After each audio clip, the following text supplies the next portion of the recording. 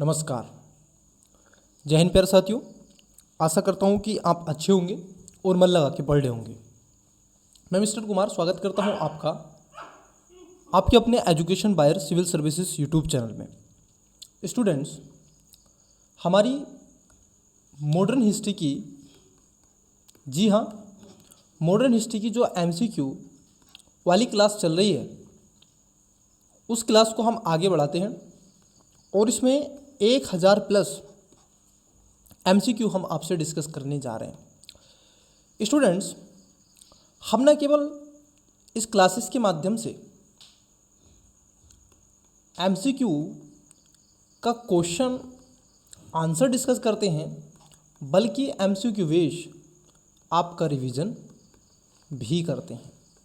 मतलब कि जिस टॉपिक पर आपके एमसीक्यू होते हैं उसका हम 360 डिग्री आपसे चर्चा करते हैं।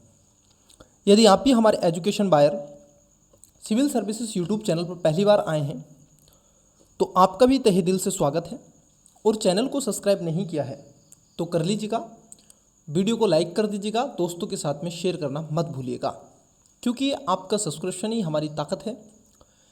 स्टूडेंट्स, हमने लास्ट क्लासेस में भारत में ब्रिटिश के विस्तारवादी नीति और उसके विस्तार के क्षेत्र की हमने आपसे चर्चा की थी।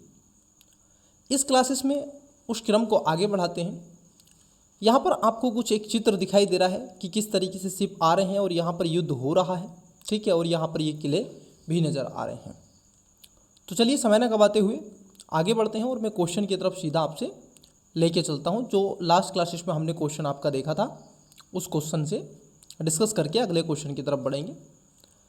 इस क्लासेस में हम कोशिश करेंगे कि ज़्यादा से ज़्यादा आपके क्वेश्चन अटैम्प्ट हो सकें और आपको एक अच्छा कंटेंट, क्योंकि आपने रिवीजन तो कर लिया है, अब आपको आवश्यकता है एक प्रैक्टिस की। और लास्ट क्लासेस में यही क्वेश्चन था, इस क्वेश्चन पर हमने आपसे चर्चा की थी। एक बार क्वेश्चन पढ़ लेते हैं और पुनः इसको अटैम्प्ट करने का प्रयास करते हैं, इसका आंसर बताने का प्रयास करते हैं। देखिए क्या था क्वेश्चन, था 12 नंबर था क्वेश्चन। 18वीं सदी में कंपनी द्वारा बंगाल में लागू की गई दोहरी या द्वैध शासन व्यवस्था के संदर्भ में नीचे दिए कथनों पर विचार कीजिए। 3 स्टेटमेंट देके रखे हैं। पहला, बंगाल के राजस्व पर कंपनी का नियंत्रण था। दूसरा, पुलिस और न्यायिक शक्तियों पर नवाब का नियंत्रण था। तीसरा, प्रशासन का दायित्व कंपनी और उसके अधिकारियों पर था। उपर्युक्त कथनों में से कौन सा या शेष सही है या फिर हैं? ऑप्शन नंबर ए केवल 1, बी केवल 2 और 3, सी केवल 3, डी 1, 2 और 3। तो प्यारे देशवासियों, आपने इसका करेक्ट आंसर बताया होगा। इसका देखिए राइट आंसर की अगर हम बढ़ें, यहाँ पर जो दूसरा स्टेटमेंट है ये कह रहे हैं पुलिस और न्यायिक शक्तियों पर नवाब का नियंत्रण था। जी नहीं, ये आपका क्या हो जाएगा, गलत हो जाएगा, क्योंकि पुलिस और न्यायिक शक्तियों पर पूरा नियंत्रण कंपनी का स्थापित था। जी हाँ, किसका था ये ध्यान में रखेंगे। इस पर जो नियंत्रण था वो आपका कंपनी का नियंत्रण था, ठीक है, ना कि आपका नवाब का था। क्योंकि 1765 के बाद में नवाब की शक्तियाँ क्या होती चली गई थी, धुलमिल होती चली गई थी, और उसके बाद पूर्ण रूप से बंगाल वाले क्षेत्र में कंपनी की व्यवस्था थी। तो दूसरा स्टेटमेंट गलत है। जब दूसरा गलत है तो आंसर बी और डी तो होगा नहीं। तीसरा भी गलत है, क्योंकि प्रशासन का दायित्व कंपनी और उसके उत्तराधिकारियों पर था। जी नहीं, जो प्रशासन था आप देखोगे वो नवाब और उसके उत्तराधिकारियों पर डिपेंड करता था। प्रशासन किस पर था, ये नवाब पर था। नवाब के साथ साथ उसके जो उत्तराधिकारी थे इस पर ये डिसाइड करता था। तो तीसरा भी गलत है। और जैसे ही आपका तीसरा गलत हो जाता है तो आप कहोगे इसका जो राइट आंसर होगा वो केवल और केवल ऑप्शन नंबर आप देखोगे ए होगा। तीसरा भी गलत है तो सी भी गलत। तो इसका क्या आंसर था, करेक्ट आंसर था कि बंगाल के राजस्व पर कंपनी का नियंत्रण हो गया था। ये बात एकदम सत्य है, क्योंकि बक्सर की लड़ाई के पश्चात, मैं आपको थोड़ा आगे बता देता हूँ। देखिए 1757 में प्लासी का युद्ध होता है, ठीक है, उसके बाद 1765 में 1765 में बक्सर, और इसी बक्सर के युद्ध में एक तरफ फ्रांसीसी एक तरफ इंग्लिश, और जो फ्रांसीसी थे ये पराजित हो गए थे और इंग्लिश विक्टोरी हो गए थे। तो इसके बाद जो बंगाल का रीजन था, इस पर कंपनी का नियंत्रण स्थापित हो गया था। ठीक है, तो ये वास्तविकताएं देखने के लिए आपको मिलेंगी। इट्स क्लियर है नो। चलिए अगले क्वेश्चन की तरफ बढ़ते हैं। अगला क्वेश्चन देखते हैं, आज की क्लास का अगला क्वेश्चन है आपका, बंगाल के प्रशासन की दोहरी व्यवस्था के अंतर्गत कंपनी, देखिए क्या पूछ रहे हैं, दोहरी व्यवस्था के अंतर्गत कंपनी की लागत पूंजी के संबंध में कौन सा कथन सही है। ऑप्शन नंबर ए, कंपनी द्वारा सैन्य आधुनिकीकरण में खर्च किया गया धन। बी, कंपनी के कर्मचारियों द्वारा निजी व्यापार से अर्जित धन। सी, बंगाल से प्राप्त राजस्व से भारतीय माल खरीदना और इसे विदेशों में बेचना। डी, बंगाल में कृषि के विकास में लगाया गया धन। वीडियो को पॉज करें, राइट आंसर बताने का प्रयास करें। आई होप आपने इसका करेक्ट आंसर बताया होगा। चलिए इसका करेक्ट आंसर की तरफ बढ़ते हैं और इसका राइट आंसर देखने का प्रयास करते हैं। देखिए प्यारे बच्चे, जो पहला स्टेटमेंट है, जो पहला क्वेश्चन है, पहले देख लेते हैं इसका राइट आंसर क्या है, क्योंकि दोहरी व्यवस्था के बारे में पूछा है तो आंसर हो जाएगा सी। बंगाल से प्राप्त जो राजस्व था वो भारतीय माल खरीदना और इसे विदेशों में बेचने पर था, इसे दोहरी व्यवस्था के अंतर्गत रखा गया है, जो कि प्रशासन के रूप में था। तो करेक्ट आंसर क्या है, ऑप्शन नंबर सी है। इसके साथ साथ क्योंकि यहाँ पर दोनों हाथों से इसे ही, वास्तव में इसे ही क्या कहते हैं, इसे ही दोनों हाथों से भारत की लूट कहते हैं। क्या कहते हैं, भारत की लूट भी इसी को कहा जाता है। कि सर आप क्या कर रहे हैं, एक तो आप राजस्व प्राप्त कर रहे हैं, क्या प्राप्त कर रहे हैं, राजस्व प्राप्त कर रहे हैं, और दूसरा आप जो माल खरीद रहे हैं उसे विदेशों में बेच रहे हैं, और टैक्स भी आप देखोगे ये बहुत ज़्यादा बढ़ता चला जा रहा है। तो इससे बंगाल से जो प्राप्त राजस्व भारतीय माल खरीदे और इसे विदेशों में बेचना जाता था। धन को कंपनी की लागत और पूंजी समझा जाता था और इसीलिए कंपनी के लाभ को स्वीकार कर लिया जाता था। इसलिए इसका राइट आंसर क्या हो जाएगा, ऑप्शन नंबर सी हो जाएगा। नेक्स्ट क्वेश्चन की तरफ बढ़ते हैं। नेक्स्ट देखिए क्वेश्चन नंबर 14 ये कह रहे हैं, वॉरेन हेस्टिंग्स के समय 1775 से 1782 तक भारत में ब्रिटिश शक्ति के लिए अशुभ घड़ी थी। इसका या इसके क्या कारण या कारण था या थे।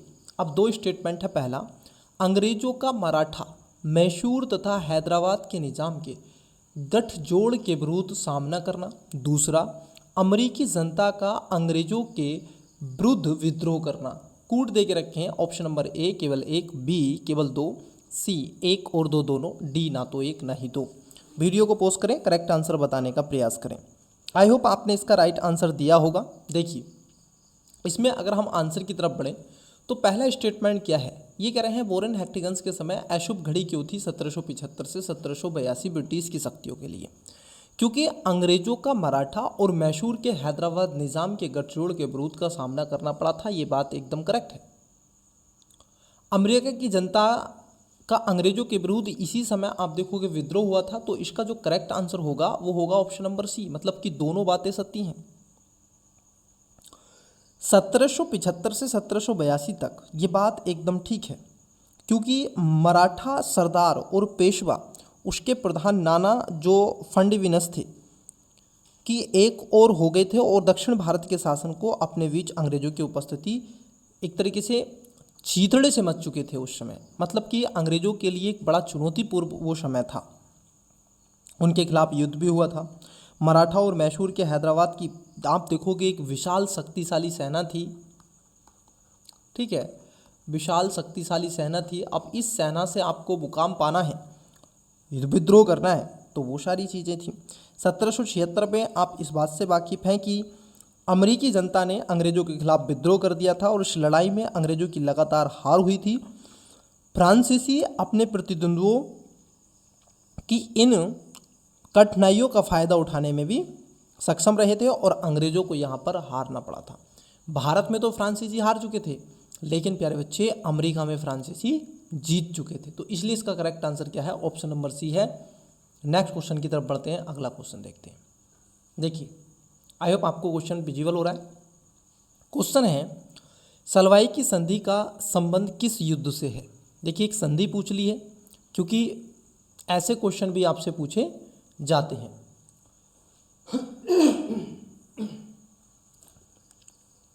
देखिए, ऑप्शन नंबर ए प्रथम अलंग मैसूर युद्ध, बी प्रथम अलंग मराठा युद्ध, सी अलंग नेपाल युद्ध और डी द्वितीय अलंग मराठा युद्ध। वीडियो को पॉज करें, राइट आंसर बताने का प्रयास करें।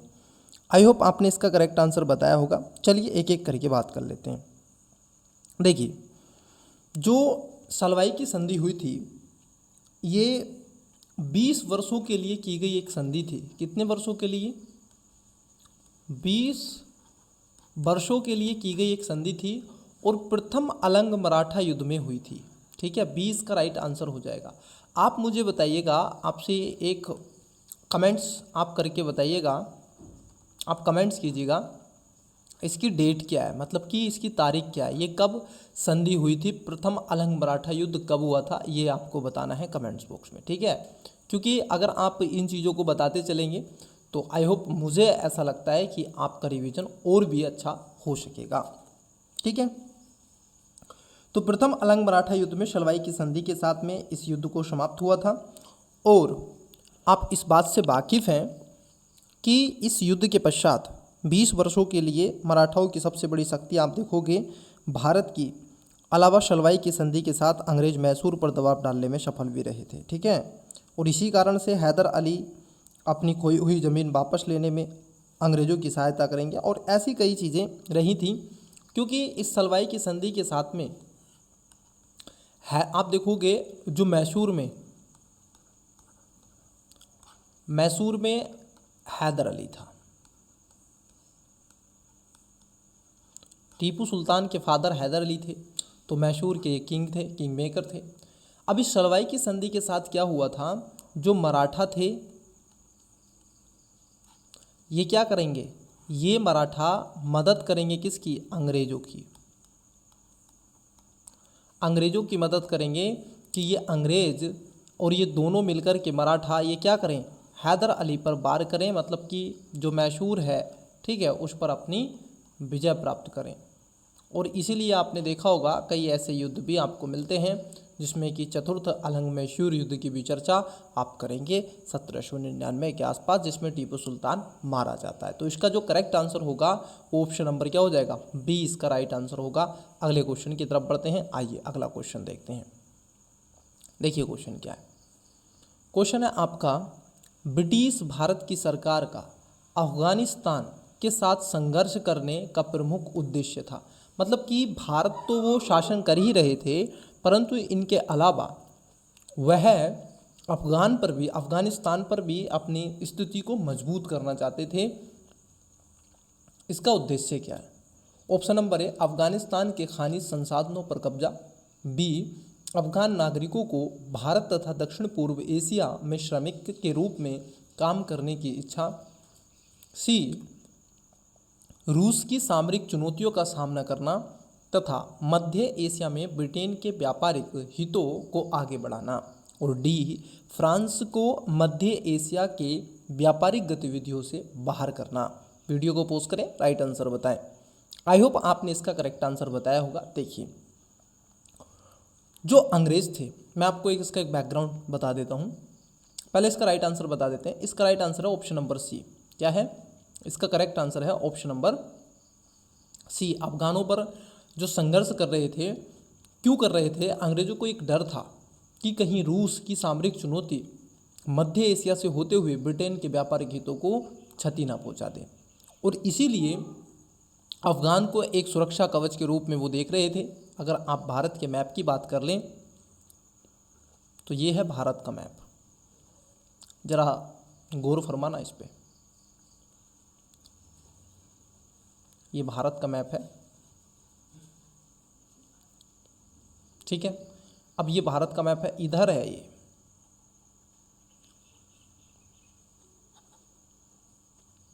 ठीक है, ये पाकिस्तान है, ये इंडिया है और यहाँ पर अफ़गानिस्तान है।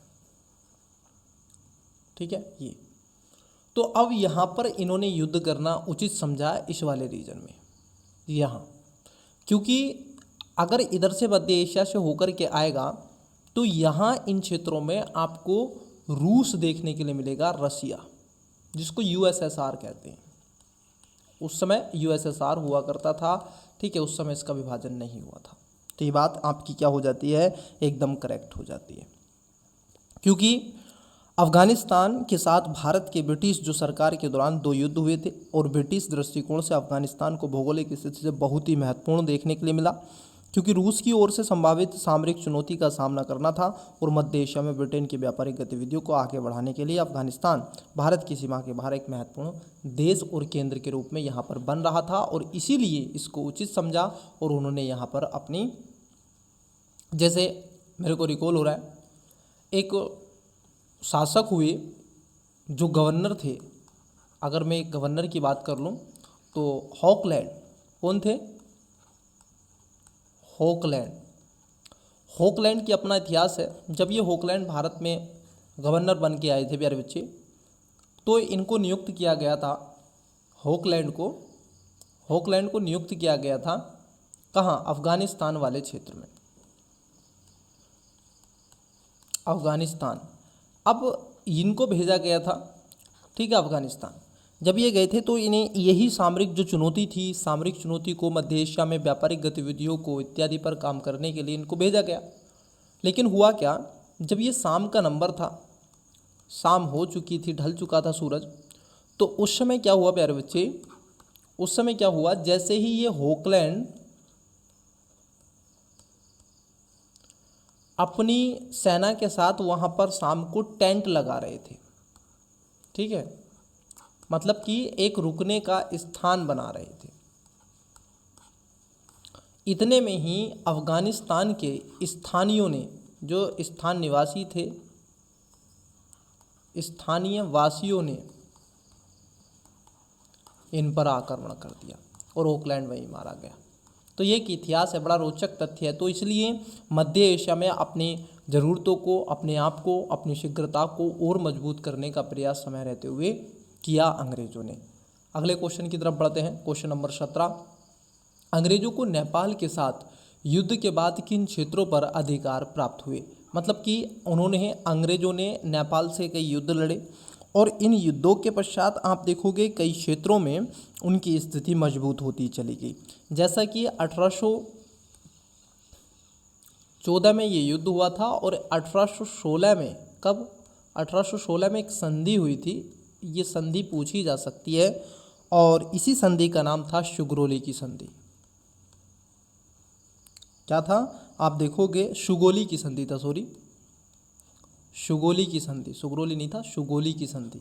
अब इस संधि के साथ में युद्ध समाप्त हुआ। तो ऐसे कई क्षेत्र थे प्यारे बच्चे जिन पर इनका अधिकार स्थापित हुआ। कौन कौन से क्षेत्र थे, देखिए इसमें दे के रखा है, पहला गढ़वाल तथा कुमाऊं, सिक्किम, तीसरे में अरुणाचल और चौथे में मसूरी।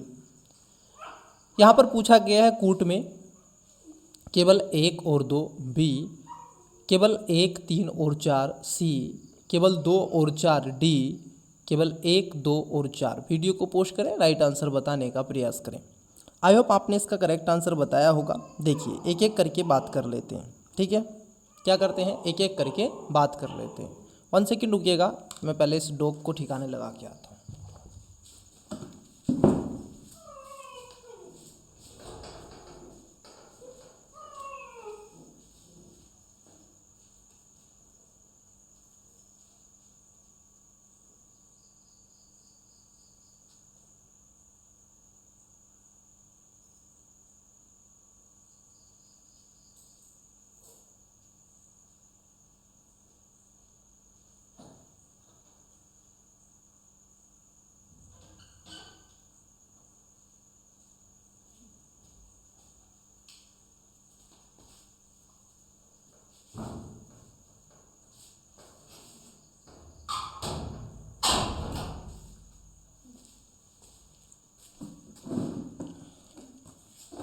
डिस्टर्ब हुआ आपको, उसके लिए सॉरी। देखिए, तो आई होप आपने ऑप्शन इसका बताया होगा। चलिए डिस्कस कर लेते हैं। यहाँ पर आप देखोगे, यदि मैं आपको थोड़ा पहले मैप दिखा दूँ, नहीं तो इसको देखते हैं। देखो, पहला जो क्षेत्र था, ये पहला क्षेत्र था आपका गढ़वाल और कुमाऊँ वाला क्षेत्र। ठीक है, गढ़वाल और कुमाऊँ की पहाड़ी आप पढ़ते हैं। सिक्किम का रीजन उससे सटा हुआ था, ये भी था, और मसूरी। लेकिन प्यारे बच्चे, जो अरुणाचल प्रदेश था ये इसके अंदर नहीं आता है। तो जहाँ 3 है वो कट कर देंगे, बाकी का आप देखोगे इसका राइट आंसर है ऑप्शन नंबर डी है। आइए बात कर लेते हैं नेपाल युद्ध के बारे में। देखिए, ये जो अलंग नेपाल युद्ध था, अलंग नेपाल जो युद्ध हुआ, ये युद्ध हुआ था 1814 में। कब हुआ था? 1814 में हुआ। और इस युद्ध से अंग्रेजों ने अपनी स्थिति को विस्तार कर दे दिया। मतलब कि वो तराई वाले क्षेत्र की तरफ मूव हो गए और वहाँ से उनको व्यापारिक गतिविधियों को बढ़ावा देने में एक महत्वपूर्ण भूमिका निभाई। ये युद्ध हुआ प्रथम अलंग नेपाल युद्ध, जो कि 1814 में हुआ। और एक संधि के साथ, जैसा कि मैंने अभी बताया आपको, एक संधि हुई थी, सुगोली की संधि हुई थी, और ये संधि हुई थी 1816 में। इस संधि के साथ युद्ध समाप्त हो गया। लेकिन कई ऐसे क्षेत्र थे जिसमें, चाहे वो मसूरी वाला क्षेत्र हो, जहां आज लवासना आईएएस की ट्रेनिंग होती है, अगर आप उसके स्ट्रक्चर को देखेंगे तो स्वयं आपको ब्रिटिशर्स आपका क्या मिलेगा, एक रूल देखने के लिए, इस तरह की आपको शुगमुगाहट वहाँ पर मिलेगी कि यहाँ पर ब्रिटिशर्स रहे हुए हैं। ठीक, मैं वहाँ का टूर एक बार किया हुआ हूँ। ठीक है, तो वहाँ पर कुमाऊँ वाले क्षेत्र में और भी कई ऐसे छोटे बड़े क्षेत्रों में अंग्रेज वहाँ पर क्या हुए, गए थे। तो इसलिए इसका right answer option number D हो जाएगा। चलिए अगले क्वेश्चन की तरफ बढ़ते हैं। अगला क्वेश्चन देखते हैं। देखिए क्वेश्चन क्या है। क्वेश्चन नंबर 18 आपसे पूछ रहे हैं, याडूब की संधि, किसकी संधि पूछी है? याडूब की संधि किसके बीच हुई थी? ऑप्शन नंबर ए ब्रिटिश तथा नेपाल, बी ब्रिटिश तथा अफगानिस्तान, सी ब्रिटिश तथा भूटान, और डी ब्रिटिश तथा बर्मा। वीडियो को पोस्ट करें, राइट आंसर बताने का प्रयास करें। वेरी इंपॉर्टेंट क्वेश्चन है, पूछा जा सकता है क्योंकि चर्चाओं में ये बना हुआ है। देखिए मैं आपको जोड़ूंगा कैसे। इसका जो करेक्ट आंसर हो जाएगा, जो याडूब की संधि है, इसका राइट आंसर हो जाएगा ऑप्शन नंबर डी। जी हाँ, ऑप्शन नंबर डी, ब्रिटिश और बर्मा के बीच में क्या हुई थी, याडूब की संधि हुई थी। आप देखोगे ये जो संधि हुई थी, एक युद्ध हुआ था 1824 में। कब हुआ था? उस समय बर्मा और ब्रिटिश, जो बर्मा है, मैं आपको बता दूं, बर्मा आज का म्यांमार, ठीक है, उसको बर्मा कहते हैं। 1824 में अब अंग्रेजों ने बर्मा पर क्या किया, आक्रमण किया। अब क्यों आक्रमण किया? इस आक्रमण का जो कारण था प्यारे बच्चे, वो था व्यापार। क्योंकि यहाँ पर इनको क्या मिल रहा था, इस बर्मा वाले क्षेत्र में इनको मार्केट दिख रहा था, और यहाँ पर कई ऐसे संसाधन भी थे। मार्केट के साथ साथ क्या था, कई ऐसे नेचुरल रिसोर्स भी थे, संसाधन भी थे, जिसके कारण ये क्या कर सकते थे, यहाँ पर व्यापार कर सकते थे। इट्स क्लियर है नो। तो इन्होंने व्यापार किया, आक्रमण किया। जब इन्होंने इस क्षेत्र में, बर्मा वाले क्षेत्र में, म्यांमार वाले क्षेत्र में अपनी स्थिति को मजबूत नहीं समझते हुए, इनको लगा कि सत्ता हमारे हाथ से चली जाएगी इस क्षेत्र में, तो इसीलिए इन्होंने फरवरी 1826 में दोनों के बीच में शांति हुई, जिसको याडूब की कहते हैं। उस समय एक राजधानी हुआ करती थी, रंगूर के रास्ते के खिलाफ ये जाती थी नौसेना को लेकर के। राजधानी आवा से 45 मील दूर स्थापित हुए, और यहीं पर याडूब की संधि हुई, और जो फरवरी 1856 में हुई थी। कब हुई थी?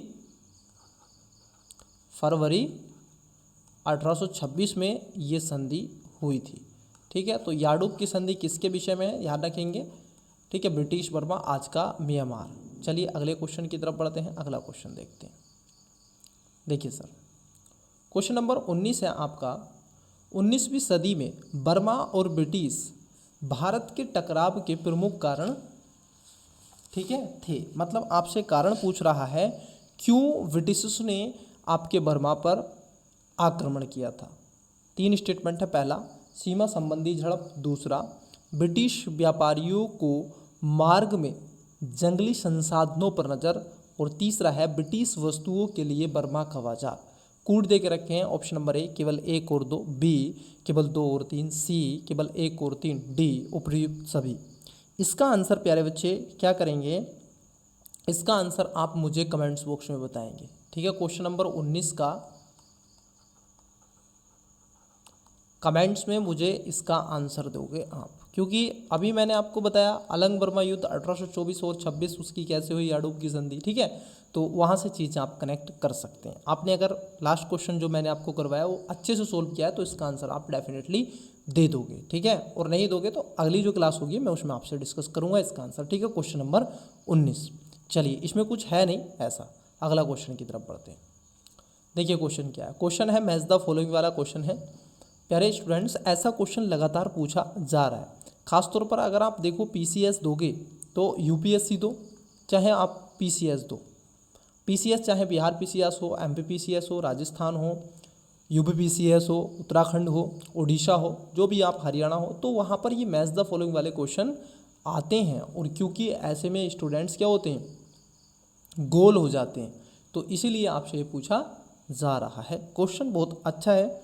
चलिए एक एक करके बात करेंगे इस क्वेश्चन के बारे में। देखिए यहाँ पर देखे रखे हैं इनकी नीतियाँ, पॉलिसी, और यहाँ पर लागूकर्ता देखे रखे हैं। ठीक है, पहले में देख रखा है घेरे की नीति, मतलब जिसको बोलते हैं policy of ring fence, Warren Hastings.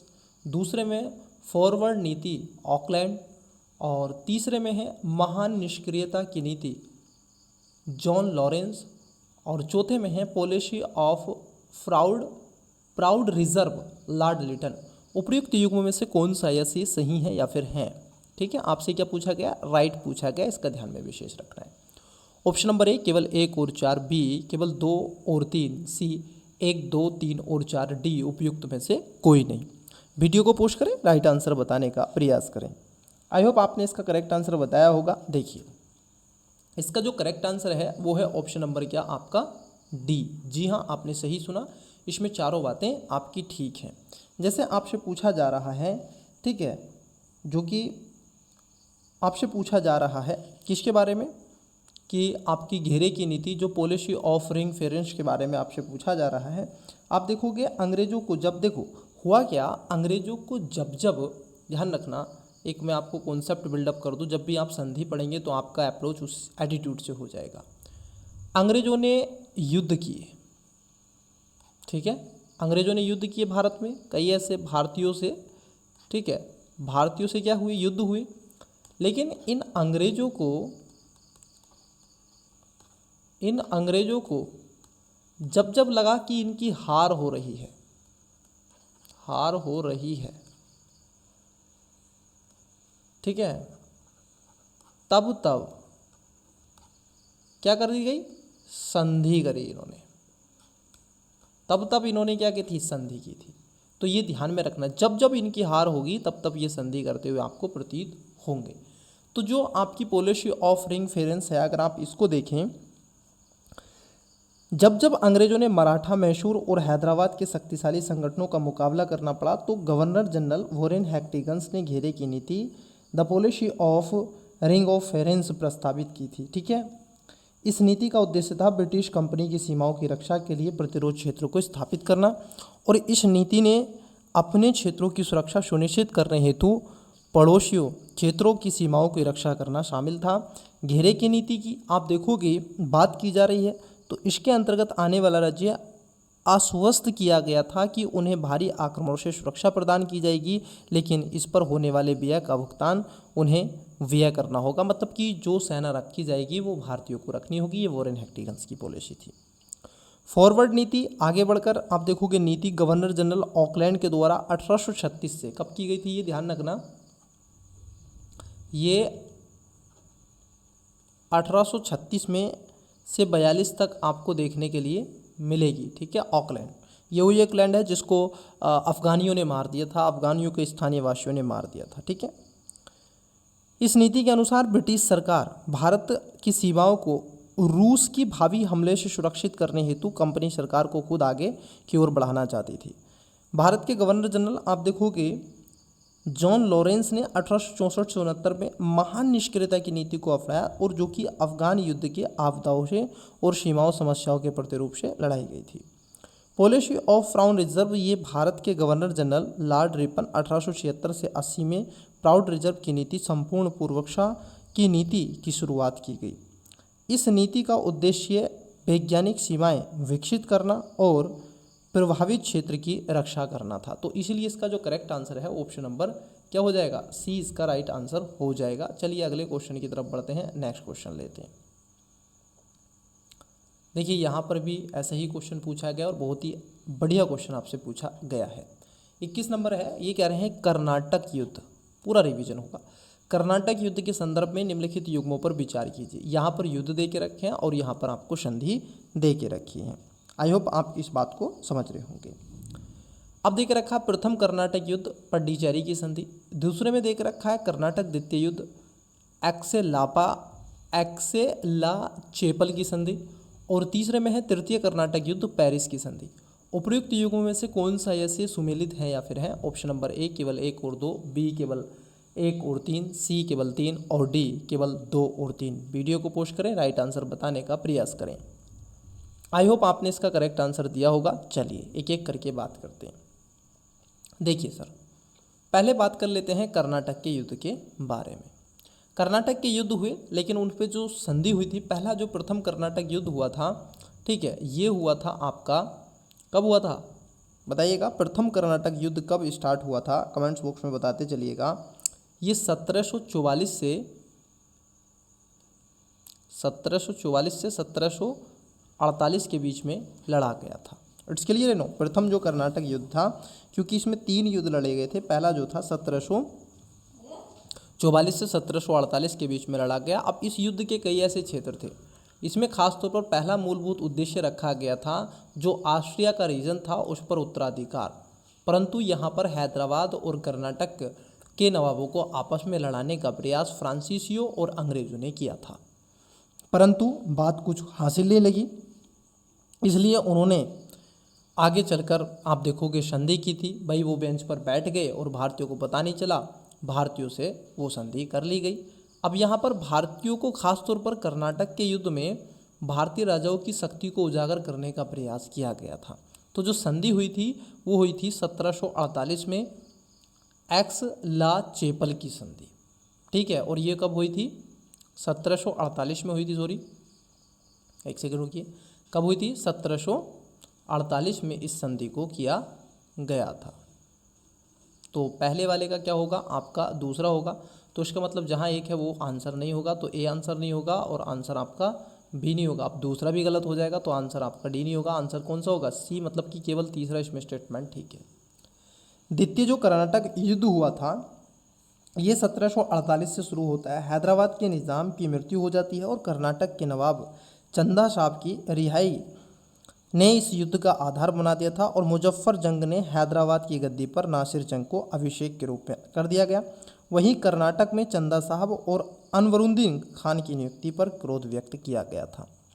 उसी समय आप देखोगे जो मुजफ्फर जंग और चंदा साहब फ्रांसीसी सेना को लेकर के 1749 में अबूर के युद्ध में पहुंच जाते हैं, जिसमें अनवरुद्दीन को पराजित कर दिया गया और मुजफ्फर जंग को हैदराबाद का अधिकार दे दिया गया। 1751 में रॉबर्ट क्लाइव ने ब्रिटिश सैनिकों के साथ में आरकट पर कब्जा कर लिया था और पड्डीचेरी की संधि के साथ में युद्ध समाप्त हुआ था। तो ये कब हुआ था? ये पड्डीचेरी की संधि के साथ में युद्ध समाप्त हुआ था। और ये जो संधि हुई थी ये आप देखोगे ये संधि हुई थी 1751 के आसपास, ठीक है। तृतीय कर्नाटक युद्ध था ये पेरिस की संधि के साथ हुआ, इसमें कोई दोरागिरा नहीं है, क्योंकि 1758 से ये आप देखोगे 1763 तक चलने वाला युद्ध है। इसको सप्तवर्षीय युद्ध भी कहते हैं, ठीक है। इसको क्या कहते हैं? इसको सप्तवर्षीय युद्ध के रूप में भी जाना जाता है। इट्स क्लियर है नो? इसी में फ्रांसीसी सेना से सेंट डेविड्स और विजय नगर के नामक इंग्लिश फोर्ट पर कब्जा कर लिया गया था और अंग्रेजों ने क्रोधित हो गए थे और उसे आक्रामक होकर के फ्रांसीसियों को बहुत क्षति पहुंचाई थी। फिर उसके बाद में ये वो युद्ध था, कर्नाटक के ये 3 युद्ध थे। यहाँ से एक तो दक्षिण भारत में अंग्रेजी कंपनी की शक्ति स्थापित हुई थी, उसके साथ साथ यहाँ से फ्रांसीसियों का भारत से सफाया भी हो गया था। तृतीय कर्नाटक युद्ध का निर्णायक युद्ध में वंडीवास के युद्ध के नाम से इसको जाना गया। भारत में ब्रिटिश सेना की विजय मिली और दोनों तरफ से सेनाओं ने 1763 में पेरिस की संधि कर ली थी। कब की थी ये पेरिस की संधि? 1763 में की गई थी। इसको भी क्या है आपको ध्यान में रखना है। इससे इंग्लिश ईस्ट इंडिया कंपनी आप देखोगे कि सामने भारत में आप कोई प्रतिद्वंदी नहीं रह गया था। आप खुल के जितना हो सकता था ब्रिटिश ईस्ट इंडिया कंपनी शोषण कर सकती थी। तो इसका करेक्ट आंसर क्या हो जाएगा? ऑप्शन नंबर केवल तीसरा स्टेटमेंट आपका ठीक है, बाकी के दोनों गलत हैं। ठीक है, मतलब उनका मिलान पूछा था तो वो गलत था। आइए अगला क्वेश्चन देखते हैं। क्वेश्चन नंबर 22 है, अलंग मैसूर युद्ध के संबंध में निम्नलिखित कथनों पर विचार कीजिए। किसके बारे में पूछा है? अलंग मैसूर युद्ध के बारे में। अब यहाँ पर क्या है, आपसे 3 स्टेटमेंट है। पहला, अलंग मैसूर प्रतिद्वंदिता अंग्रेजों के लालच तथा भय का परिणाम थी। दूसरा, टीपू सुल्तान के पुर्तगालियों से मित्रवत संबंध थे जिन्होंने उसकी सेना के आधुनिकीकरण में सहायता की थी। तीसरा, तृतीय अलंग मैसूर युद्ध के पश्चात में मैसूर और ईस्ट इंडिया कंपनी के मध्य श्रीरंगपट्टनम की संधि हुई थी। उपयुक्त कथनों में से कौन सा ऐसे सही है या फिर है? क्या पूछा है आपसे? राइट पूछा जा रहा है, सही। ऑप्शन नंबर ए केवल 1, बी केवल 1 और 2, सी केवल 1 और 3, डी 1, 2 और 3। वीडियो को क्या करेंगे? पॉज करेंगे और करेक्ट आंसर बताने का प्रयास करेंगे। आई होप आपने इसका राइट आंसर दिया होगा। चलिए एक एक करके क्या है बात कर लेते हैं। देखिए, अलंग मैसूर युद्ध में लालच और भय के परिणाम की बात यहाँ पर की गई है। ये बात पहली क्या हो जाती है आपकी? ठीक है। जो मैसूर युद्ध थे इसमें 4 मैसूर युद्ध आपके किए गए थे, प्रथम, द्वितीय, तृतीय। ठीक है।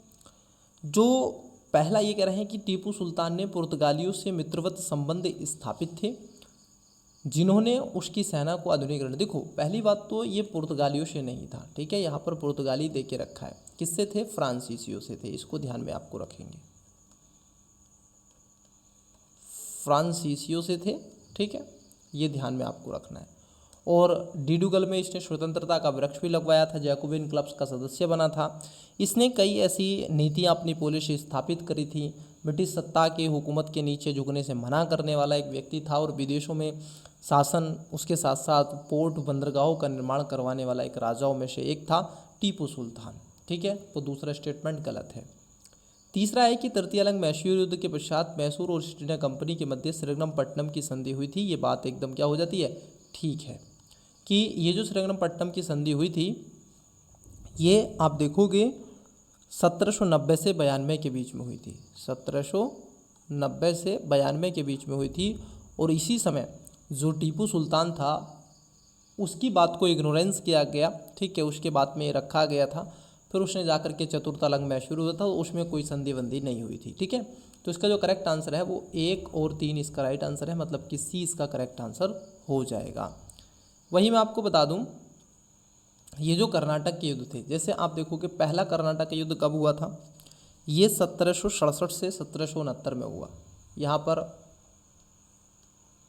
प्रथम कर्नाटक युद्ध या बार कह सकते हैं, युद्ध कह सकते हैं।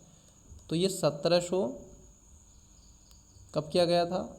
1767 से ये 69 के बीच में चला था। ठीक है, और 69 में आपकी एक संधि की गई थी जिसको बोलते हैं मद्रास की संधि। ये ध्यान में रखना, मद्रास की संधि के साथ में ये संधि है, इधर लिख दिया मैंने, आप भी नोट डाउन कर सकते हैं, ये संधि थी। ठीक है, ये प्रथम हो गया। उसके बाद में आता है आपका द्वितीय। द्वितीय जो कर्नाटक युद्ध था ये स्टार्ट होता है 1780 से 84, 1780 से 84। यहाँ पर संधि होती है मंगलोर की संधि। किसकी होती है?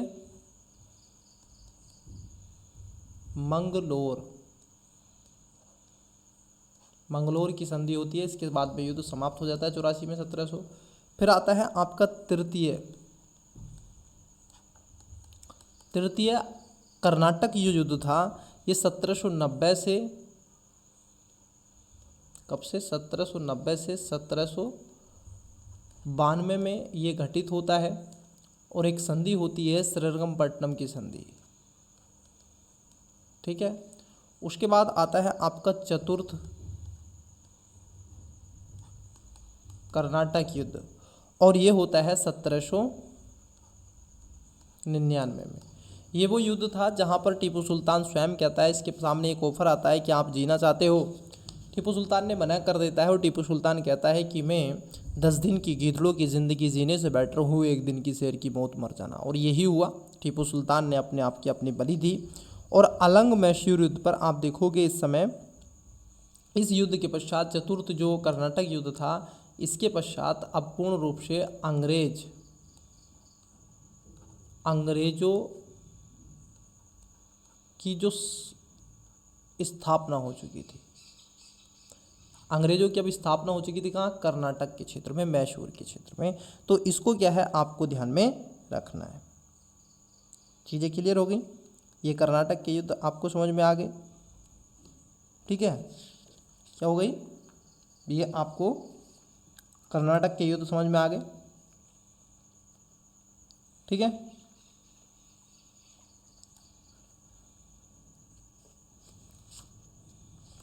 आगे बढ़ें।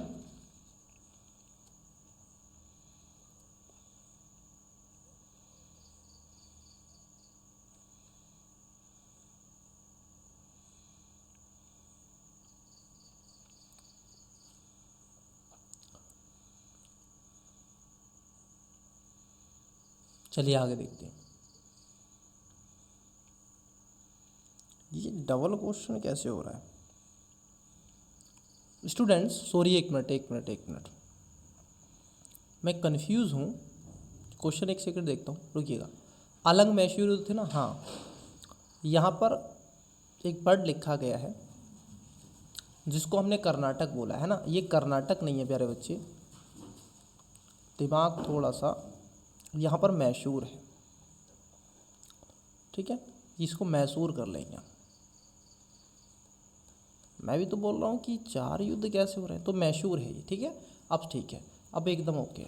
चलिए अगला क्वेश्चन देखते हैं। ये क्वेश्चन है, शायद आप देखोगे, ये क्वेश्चन है कर्नाटक वाला। आइए क्वेश्चन देखते हैं 23 नंबर। कर्नाटक युद्धों के संदर्भ में निम्नलिखित कथनों पर विचार कीजिए। अब देखो 3 स्टेटमेंट है। पहला, ये युद्ध अंग्रेजों और डचों के मध्य लड़े गए। वाह, डचों के मध्य। दूसरा, पहला कर्नाटक युद्ध ऑस्ट्रिया का उत्तराधिकार युद्ध का विस्तार था, मैंने बता दिया है पिछले क्वेश्चन में। तीसरा है पेरिस शांति संधि के साथ अंग्रेज भारतीय उपमहाद्वीप में सर्वोच्च यूरोपीय शक्ति बन गए। उपयुक्त कथनों में से कौन सा ऐसे सही है या फिर है? ऑप्शन नंबर ए केवल 1 केवल 2, बी केवल 1 और 2, सी केवल 2 और 3, डी केवल 1 और 3। वीडियो को पोस्ट करें, करेक्ट आंसर बताने का प्रयास करें। आई होप आपने इसका राइट आंसर बताया होगा। इसमें एक्सप्लेनेशन करने की कोई ज़रूरत ही नहीं, क्योंकि मैंने अभी लास्ट क्वेश्चन आपसे इसका डिस्कस किया है, तो उसमें कोई ऐसा इशू होगा नहीं। तो देखिए, ये जो युद्ध थे, ये पहला गलत है। ये जो युद्ध थे स्टूडेंट्स, ये अंग्रेजों और डचों के मध्य नहीं, ये अंग्रेजों और फ्रांसीसियों के मध्य लड़े गए थे। किसके बीच में लड़े गए थे? अंग्रेजों और फ्रांसीसियों के बीच में ये युद्ध लड़े गए थे, ना कि डचों के बीच में। जो फ्रांसीसी थे उनके बीच में थे। तो पहला गलत है, दूसरा सही है। तीसरा सही है कि पहला कर्नाटक युद्ध ऑस्ट्रिया के उत्तराधिकार को लेकर ही लड़ा गया था, जो कि 1744 से शुरू होता है, 1748 तक रहता है, 1748 से 1753-51 तक रहता है। पेरिस की आप देखोगे शांति संधि के साथ में जो भारतीय उपमहाद्वीप पर सर्वोच्च शक्ति यूरोपीय बन गए थे, ये भी बात ठीक है। तो इसका राइट आंसर हो जाएगा ऑप्शन नंबर सी, केवल 2 और 3। अगले क्वेश्चन की तरफ बढ़ते हैं, नेक्स्ट क्वेश्चन देखते हैं। देखिए क्वेश्चन क्या है। क्वेश्चन नंबर 24 है, संधियों तथा उनके पक्षों के संदर्भ में निम्नलिखित कथनों पर विचार कीजिए। अब इसमें तो कोई इशू नहीं है, इसका आंसर कोई भी जो अब तक क्लास को देख चुका है बता सकता है। ठीक है, पहला स्टेटमेंट है सूरत की संधि। अब इसके सामने देकर रखा है संधि के पक्ष में ईस्ट इंडिया कंपनी और रघुनाथ राव। दूसरा है इलाहाबाद की संधि, east India company, Shah Alam द्वितीय और अवध के नवाब। तीसरा है श्रीरंगपट्टनम की संधि, ईस्ट इंडिया कंपनी और हैदर अली। उपर्युक्त युगों में से कौन सा ऐसे सुमेलित है या नहीं? देखिए इसका जो करेक्ट आंसर हो जाएगा आप मुझे कमेंट्स बॉक्स में बताइएगा राइट आंसर क्या होगा। प्यारे स्टूडेंट्स, अभी मैंने आपको बताया था कि जो श्रीरंगपट्टनम की संधि हुई थी किसके बीच में हुई थी? मंगलोर की संधि के पश्चात हैदर अली समाप्त हो चुके थे, टीपू सुल्तान आए थे। और तीसरी संधि श्रीरंगपट्टनम की हैदर अली के बीच में नहीं हुई थी, टीपू सुल्तान के बीच में हुई थी, जो कि 1790 से 92 के बीच में थी। इट्स क्लियर है नो? तो तीसरा वाला गलत है कि मतलब आंसर इसका बी नहीं होगा और आंसर इसका डी नहीं होगा। यहाँ तक चीज़ें आपकी आई होप क्लियर हो गई। अब जो आपका तीसरा जो स्टेटमेंट है, जो दूसरा है इलाहाबाद की संधि, देखिए इलाहाबाद की जो संधि है ये अपने आप में करेक्ट है। ये 1700 इलाहाबाद की संधि हुई थी 22 अगस्त समथिंग, मैं अगर सोच पा रहा हूँ सही तो, सॉरी 12 अगस्त के आसपास हुई थी, 12 अगस्त 1765 को इलाहाबाद की संधि हुई थी और ये शाह आलम द्वितीय और अवध के नवाब के बीच में हुई थी, इसमें कोई दुराग्रह नहीं है। तो दूसरा वाला स्टेटमेंट क्या है आपका ठीक हो जाता। अब अवध वाले क्षेत्र पर क्या था, इनका अधिकार आ गया था, अवध के नवाब को तो इन्होंने क्या बना दिया था, पंगु बना दिया था, तो दूसरा वाला ठीक है। सूरत की जो संधि थी जिस समय हुई थी, सूरत की संधि अगर आप देखोगे ये 1775 में की गई थी। कब की गई थी? 1775 में की गई थी। और उस समय मराठा राज्य पर शासन बनाए रखने के लिए रघुनाथ राव ने ईस्ट इंडिया कंपनी के साथ में इस संधि को किया था। इसका जो कारण था, इसका कारण ये था सूरत की संधि का कि वो अंग्रेजों से क्या कर रहे थे, अंग्रेजों से इन्होंने क्या की थी, सहायता मांगी थी। जरा सोचिए, अंग्रेजों से सहायता मांग रहे हैं ये कौन, रघुनाथ राव, और इन्हीं अंग्रेजों ने इनको 1818 में आकर के 1817 में आकर के समाप्त कर दिया। ठीक है, तो इसका राइट आंसर क्या हो जाएगा, ऑप्शन नंबर क्या हो जाएगा आपका, सी हो जाएगा, 1 और 2 दोनों। चलिए अगले क्वेश्चन की तरफ बढ़ते हैं। नेक्स्ट क्वेश्चन देखिए, क्वेश्चन क्या है, क्वेश्चन है आपका 25 नंबर। ये कह रहे हैं कि अंग्रेजों द्वारा सिंध विजय के संदर्भ में क्या सही नहीं है? किसके बारे में? सिंध विजय के बारे में क्या सही नहीं है? ऑप्शन नंबर ए, इसका प्राथमिक उद्देश्य फारस एवं अफगानिस्तान पर प्रभाव बढ़ाकर रूसी हमले से भारतीय साम्राज्य की रक्षा करना था। दूसरा बी, इसमें सिंधु नदी के व्यापारिक दोहन का लालच अंतर्निहित था। सी, चार्ल्स नेपियर ने 1843 में एक संक्षिप्त अभियान के बाद सिंध का अधिग्रहण कर लिया। डी, सिंध के अमीरों द्वारा सिंध की सड़कों एवं नदियों को ब्रिटिश व्यापार हेतु खोलने की मनाही के प्रतिक्रिया स्वरूप इसका अधिग्रहण किया गया। वीडियो को पॉज करें, राइट आंसर बताएं। आई होप आपने इसका करेक्ट आंसर जरूर बताया होगा। देखिए इसका जो राइट आंसर है आपसे पूछा गया सही नहीं है, ये ए ठीक है, बी ठीक है और सी ठीक है। गलत है आपका ऑप्शन नंबर डी। और ये पूछा आपसे क्या सही नहीं है, ठीक है, तो क्या सही नहीं है, ऑप्शन नंबर डी। तो राइट आंसर क्या होगा इसका, डी होगा, क्योंकि सिंध के अमीरों द्वारा सिंध की सड़कों और नदियों को ब्रिटिश व्यापार हेतु खोलने की मनाही के प्रतिक्रिया के स्वरूप इसका अधिग्रहण करना ऐसा नहीं है। इसका जो मूलभूत उद्देश्य था आप देखोगे 1832, मैं इस पर थोड़ा आपसे चर्चा कर लेता हूँ। जो सिंध पर विजय करना चाहते थे ये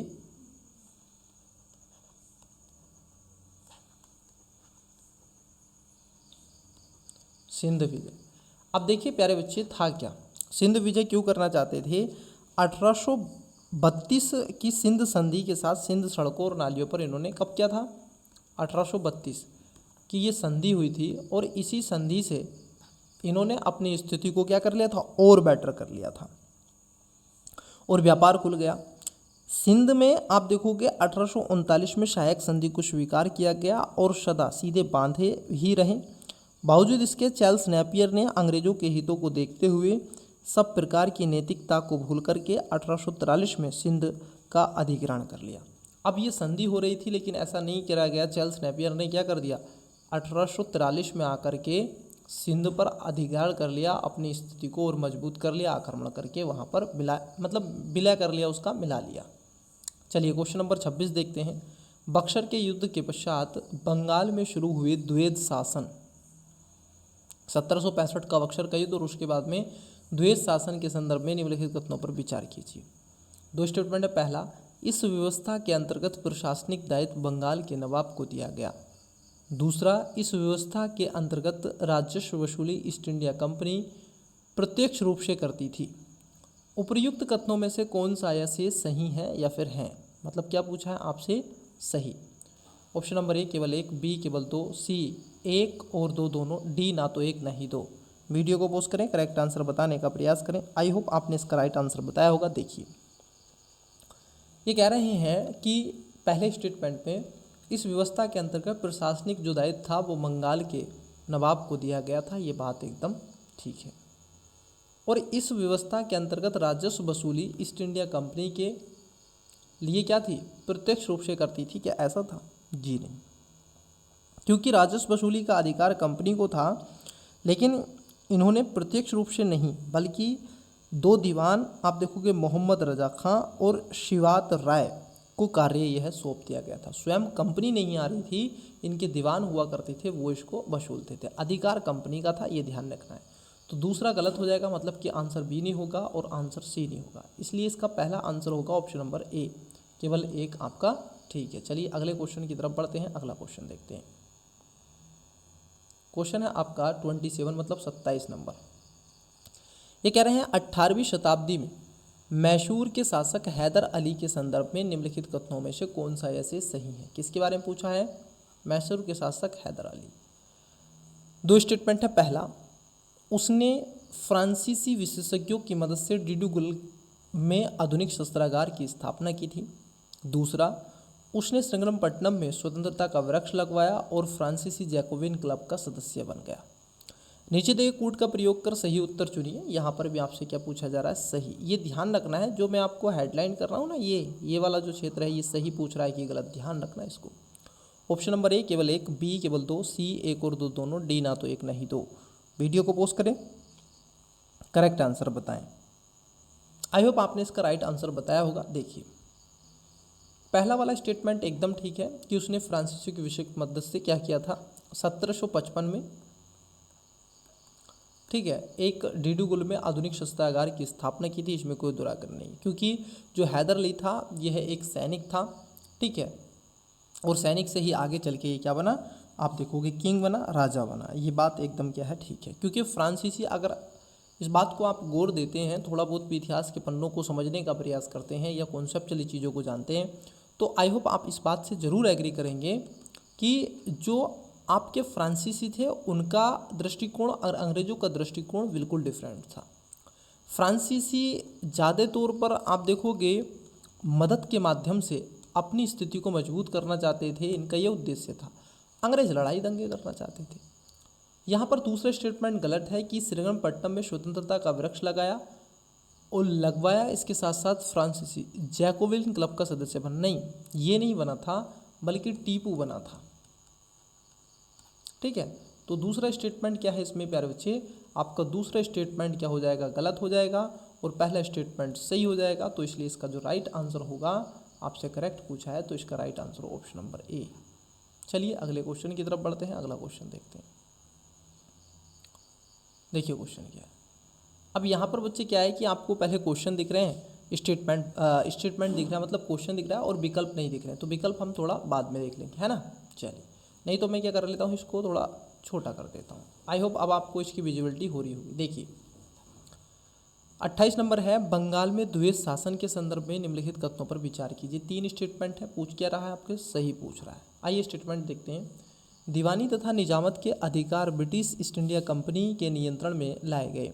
दूसरा, राजा सिताब राय को ब्रिटिश ईस्ट इंडिया कंपनी द्वारा राजस्व एकत्रित करने के लिए बंगाल के दीवान के रूप में नियुक्त किया गया था। तीसरा, वर्ष 1772 में वॉरेन हेस्टिंग्स ने दोहरे शासन की सरकार को समाप्त कर दिया। उपर्युक्त कथनों में से कौन सा ऐसे सही है या फिर है? ऑप्शन नंबर ए केवल एक और दो, बी केवल तीन, सी केवल एक और तीन, और डी केवल एक। वीडियो को पोस्ट करें, राइट आंसर बताने का प्रयास करें। Question number 28। आई होप आपने इसका करेक्ट आंसर दिया होगा। चलिए एक एक करके बात करते हैं। देखिए यहाँ पर है बंगाल में द्वैत शासन। पहली वाली बात ठीक है, दूसरी वाली बात ठीक है, और मतलब गलत है। पहला गलत, दूसरा गलत, तीसरा वाला एकदम करेक्ट है। तो राइट आंसर तो हो गया ऑप्शन नंबर क्या आपका, बी, मतलब कि तीसरा। आइए बात कर लेते हैं बंगाल में द्वैत शासन। बंगाल में द्वैत शासन कब से शुरू हुआ था? देखिए ये 1765 से 1772 तक आपको मिलेगा रेगुलेटिंग एक्ट तक, क्योंकि 65 में इसलिए अक्षर का युद्ध लड़ा गया और उसके बाद में आपका 62-63 में फिर रेगुलेटिंग एक्ट आ जाता है। ठीक, 1765 में बंगाल में रॉबर्ट क्लाइव द्वारा इसकी शुरुआत की गई थी और नई व्यवस्था में ब्रिटिश ईस्ट इंडिया कंपनी की दीवानी राजकोष के अधिकार प्रदान किए गए थे और निजामत क्षेत्रीय अधिकार नवाबों को दे दिए गए थे, इसलिए पहला गलत है। रॉबर्ट क्लाइव ने मोहम्मद रजा खां को बंगाल का दीवान और रजा सिताब राय को बिहार का दीवान नियुक्त किया था, इसलिए दूसरा भी गलत है। और ये क्या कर रहे हैं, ईस्ट इंडिया कंपनी के राजस्व को एकत्रित करने के लिए बंगाल को दीवान नियुक्त किया गया नहीं। वर्ष 1772 में बोरेन हेक्टिगन्स ने द्वैत शासन सरकार की समाप्ति कर दी गई थी, तो ये बात एकदम ठीक है। चलिए अगले क्वेश्चन की तरफ बढ़ते हैं। अगला क्वेश्चन देखते हैं। देखिए क्वेश्चन क्या है। क्वेश्चन है आपका 29 नंबर, निम्नलिखित घटनाओं को काला अनुक्रम सजाइए। जैसे सुंगलोरी की संधि है, अमृतसर की संधि है, मंगलोर की संधि है और सलवाई की संधि है। कोड दे के रखें 4 3 2 1 बी, 3 4 2 1 सी, 1 2 3 4 डी, 2 1 3 4। वीडियो को पोस्ट करें, राइट आंसर बताएं। आई होप आपने इसका करेक्ट आंसर बताया होगा। चलिए एक एक करके बात करते हैं। देखिए जो सलवाई की संधि की गई थी, कब की गई थी? ये सलवाई की संधि की गई थी आपकी, सलवाई की संधि नहीं, सबसे पहले सुगरोली की संधि को देखते हैं। सुगरोली की संधि की गई थी 1815 में। कब की गई थी? 1815 में। और आपको बताते हैं ये 1415 में की गई थी नेपाल वाले क्षेत्र में, तो पहले तो ये आएगा 1815। मंगलोर की जो संधि है अगर आप देखोगे ये 1784 में की गई थी। ठीक है। अमृतसर की अगर संधि की बात कर लें तो ये आपकी 1809 में की गई थी। और सलवाई की संधि जो कि आप बड़ी फेवरेट है, तो ये की गई थी आपकी 1782 में। तो ये संधियां हैं, आप देख लीजिए क्रम, सबसे पहले कौन सी आएगी फिर सबसे बाद में कौन आएगी, क्योंकि कालानुक्रम में आपको बताना है। कैसे वाले में? घटनाओं को कालानुक्रम में सजाना है। तो सबसे पहले आपको 1782 वाला आ जाएगा, फिर 84 वाला आ जाएगा। ठीक है, फिर उसके बाद में, ठीक है, तो इसका राइट आंसर ए हो जाएगा। चलिए अगले क्वेश्चन की तरफ बढ़ते हैं। नेक्स्ट क्वेश्चन देखते हैं। क्वेश्चन नंबर 30 है, निम्नलिखित कथनों पर विचार कीजिए। दो स्टेटमेंट है। पहला, governor general sir John Shore की हस्तक्षेप की नीति के कारण खुदाई की लड़ाई में निज़ाम की जीत हुई। दूसरा, 1767 में मराठे निज़ाम और अंग्रेज मैसूर के हैदर अली के विरोध में सम्मिलित हुए। उपर्युक्त कथनों में से कौन सा ऐसे सही है या फिर है? ऑप्शन नंबर ए केवल 1, बी केवल 2, सी 1 और 2 दोनों, डी ना तो 1 ना ही 2। वीडियो को पोस्ट करें, करेक्ट आंसर बताएं। इसका राइट आंसर क्या हो जाएगा? आई होप आपने इसका करेक्ट आंसर बताया होगा। चलिए एक एक करके बात करते हैं। देखिए पहला स्टेटमेंट एकदम गलत है। क्यों गलत है इसको भी जान लीजिए। क्योंकि governor general sir John Shore के द्वारा हस्तक्षेप की नीति के कारण मराठा निजाम संघर्ष के और निजाम अंग्रेजों की सहायता प्राप्त नहीं हुई थी। और यहाँ पर क्या कह रहे हैं? हस्तक्षेप की नीति के कारण खुदाई के द्वारा जीत हुई थी। नहीं सर, ठीक है। और जिसके चलते इनकी पराजय हुई थी खुर्दा की लड़ाई में। ठीक है, ये पराजय हुई थी और खुर्दा की लड़ाई हुई थी 1795 में। दूसरा वाला एकदम ठीक है, 1767 में मराठे निजाम और अंग्रेज मैसूर हैदर अली के विरुद्ध सम्मिलित हुए थे। तो इसका राइट आंसर हो जाएगा ऑप्शन नंबर बी, मतलब सही आपसे पूछा है तो बी इसका करेक्ट आंसर हो जाएगा। अगले क्वेश्चन की तरफ बढ़ते हैं। देखिए क्वेश्चन क्या है। क्वेश्चन आपका 31 नंबर, निम्नलिखित कथनों पर विचार कीजिए। दो स्टेटमेंट है। पहला, वंडीवास के युद्ध में अंग्रेजों ने डचों को अंतिम रूप से पराजित कर दिया।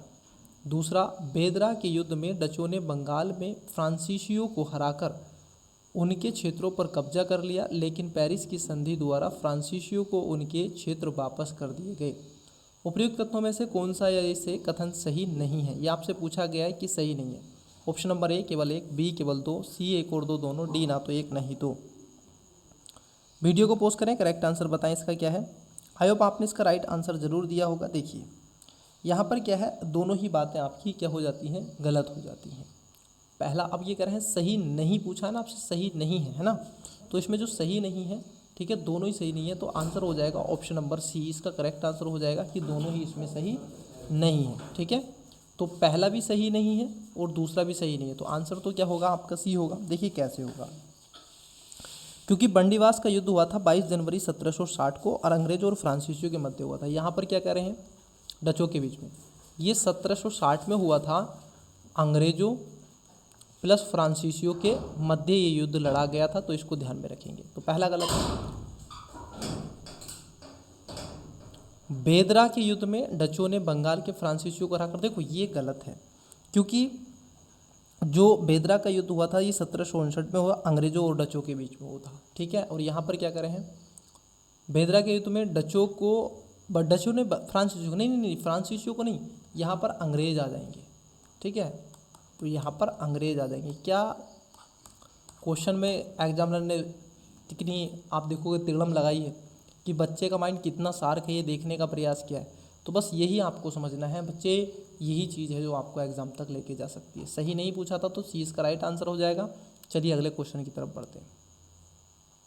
देखिए क्वेश्चन नंबर 32, भारत में फ्रांसीसियों की हार के लिए निम्नलिखित में से कौन सा यसे कारक उत्तरदायी नहीं था या थे। ठीक है, हार के लिए दो स्टेटमेंट है। पहला, काउंटी डी लाली को अदूरदर्शिता के कारण फ्रांसीसी अधिकारियों के मध्य सहयोग की भावना कम हो गई। दूसरा, फ्रांसीसी कंपनी की समुद्रिक शक्ति अंग्रेजों के हस्तक्षेप अपर्याप्त थी। कूट केवल एक, बी केवल दो, सी एक और दो दोनों, डी ना तो एक नहीं तो।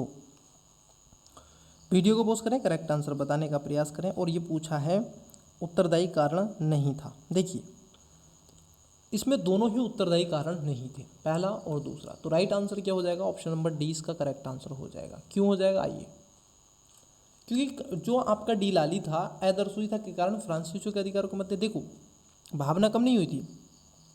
जब कर्नाटक के युद्ध हो रहे थे, याद है आपको, तो सेकंड जो युद्ध हुआ था उस युद्ध में डी लाली चला गया था। देखिए यहाँ पर थोड़ा अंतर समझना, ये जो कंपनी है, कई कंपनी है, इसमें एक आपकी फ्रांसीसी कंपनी है, ठीक है, और एक आपकी अंग्रेजी कंपनी है, दोनों में अंतर है। ये अंग्रेजी कंपनी एक ज्वाइंट कंपनी है, ध्यान रखना, और फ्रांसीसी कंपनी एक सरकारी कंपनी है। जो ज्वाइंट कंपनी है ये खास तौर पर व्यापारियों की कंपनी है, व्यापारियों के द्वारा इस पर किया गया आपका अधिकार होता है, तो इसको ध्यान में आपको रखना है। ठीक है, डुप्ले की वापसी के पश्चात जब आप देखोगे काउंट डी लाली को फ्रांसीसी प्रतिनिधि बनाकर के भारत भेजा गया, तब अदूरदर्शिता के कारण फ्रांसीसी अधिकारियों की परस्पर सहयोग मोह भंग हो गए। ठीक है, तो इसके कारण नहीं हुआ था, वो हुआ था आपका डुप्ले की जगह। ठीक है, ये जो डुप्ले था भाई, डुप्ले बड़ा खूंखार था, ये आपको समझ में आना चाहिए। तो इसलिए आपका पहला गलत है, दूसरा भी गलत है, क्योंकि अंग्रेजों के पास में जल शक्तियों के पर्याप्त साधन थे और वहीं फ्रांसीसियों के पास जल संसाधन नहीं थे। ठीक है, तो ये इसमें एक देखने के लिए आपको मिलेगा। और दोनों कारक भारतीय फ्रांसीसियों की हार के लिए उत्तरदायी माने जाते हैं। ठीक है, दोनों ही माने जाते हैं जो कि हार के लिए उत्तरदायी हैं।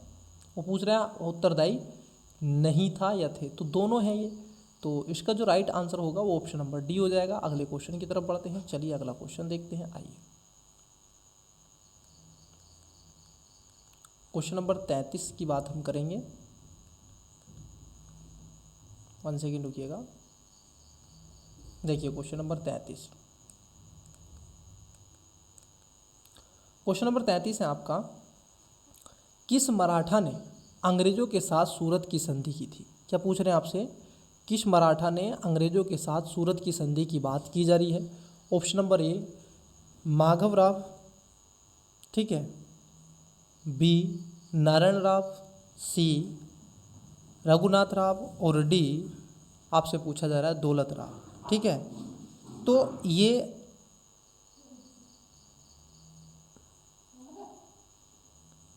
ये अपने आप में आपको देखने के लिए मिलेगा।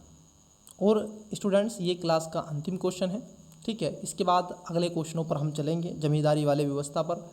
तो इसका आंसर आप हमें क्या करेंगे, कमेंट्स बॉक्स में इसका आंसर आपको बताना है, ठीक है। तो तब तक के लिए धन्यवाद, मन ला के पढ़ते रहिएगा।